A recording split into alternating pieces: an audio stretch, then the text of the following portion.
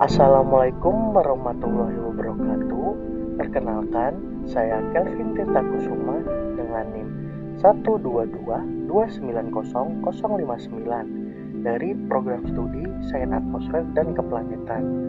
Pada kali ini, saya akan mempresentasikan hasil dari ujian akhir semester analisis data cuaca dan iklim. Oke, langsung saja kita lanjut ke yang pertama.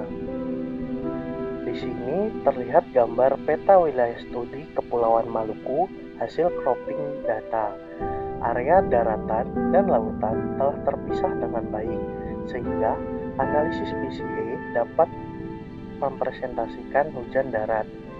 Wilayah ini berada pada zona transisi monsun dan laut regional aktif. Selanjutnya ada scriplot PCA, di mana scriplot menunjukkan penurunan variansi yang tajam pada PC1 dan PC2, di mana PC1 menjelaskan 39,36% variabilitas, sedangkan PC2 sekitar 23,38%. Titik elbow terlihat setelah PC2, yang menandakan komponen berikutnya hanya bersifat noise. Oleh karena itu, PC1 dipilih sebagai fokus utama analisis. Selanjutnya ada peta spasial yang menunjukkan pola spasial curah hujan yang tidak sepenuhnya homogen. Beberapa wilayah Maluku memiliki loading positif lebih kuat dibanding wilayah lain. Pola ini mengindikasikan heterogenitas respon hujan antar pulau. Secara fisis, hujan dipengaruhi kombinasi monsun, konvergensi lokal, dan juga topografi. Selanjutnya ada time series PC1, di mana pada time series ini merepresentasikan indeks curah hujan regional Maluku. Terlihat fluktuasi musiman yang kuat akibat sistem monsun tahunan. Amplitudo ekstrim, positif, dan negatif menunjukkan variabilitas antar tahun. Sinyal ini mengindikasikan pengaruh ENSO terhadap hujan di Maluku. Selanjutnya, ada time series PC1 versus Nino 3.4, di mana fluktuasi PC1 dan Nino 3.4 menunjukkan hubungan yang berlawanan fase. Saat Nino 3.4 bernilai positif atau El Nino, PC1 cenderung negatif. Hal ini menunjukkan penurunan curah hujan di Maluku selama El Nino. Selanjutnya ada time series PC1 versus DMI, di mana fluktuasi PC1 dan DMI tidak menunjukkan keterkaitan temporal yang kuat. Respon curah hujan terhadap DMI juga relatif lemah dibanding dengan ENSO, dan di mana DMI di sini berperan sebagai faktor pemodulasi tambahan. Selanjutnya ada scatter plot PC1 versus Nino 3.4, di mana scatter plot menunjukkan tren negatif yang jelas.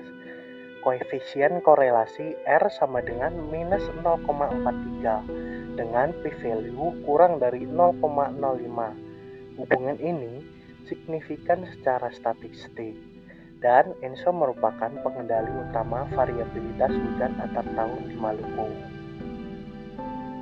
Selanjutnya ada scatter plot PC1 versus DMI, di mana korelasi antara PC1 dan DMI relatif lemah, sekitar R sama dengan minus 0,14. Meskipun tidak signifikan, sebaran data cukup acak, yang menunjukkan bahwa pengaruh iodi terhadap hujan di Maluku bersifat sekunder, dan DMI berperan sebagai faktor pemodulasi tambahan. Selanjutnya ada time series aktivitas matahari, di mana sunspot menunjukkan siklus aktivitas matahari yang jelas. TST menampilkan kejadian badai geomagnetik dengan nilai negatif ekstrim, dan tidak semua puncak sunspot diikuti badai geomagnetik yang kuat. Badai geomagnetik bergantung pada kejadian CME dan bukan hanya jumlah sunspot. Selanjutnya ada elbow method clustering. Grafik elbow menunjukkan titik tikungan pada K sama dengan 3, di mana penambahan klaster di atas nilai ini tidak memberikan penurunan inersia yang signifikan. Oleh karena itu, jumlah klaster optimal dipilih sebanyak 3. Selanjutnya ada dendrogram hierarchical clustering. Dendrogram menunjukkan struktur hierarki pengelompokan data. Terlihat adanya subcluster dalam kelompok besar. Metode ini membantu memahami hubungan antar data sebelum pemotongan klaster. Selanjutnya, hasil clustering Cummins, di mana data terbagi menjadi 3 klaster dengan karakteristik berbeda. Klaster pertama sunspot rendah dan DST mendekati 0 yang merepresentasikan kondisi tenang. Selanjutnya, ada klaster dengan DST sangat negatif yang menunjukkan kejadian badai geomagnetik.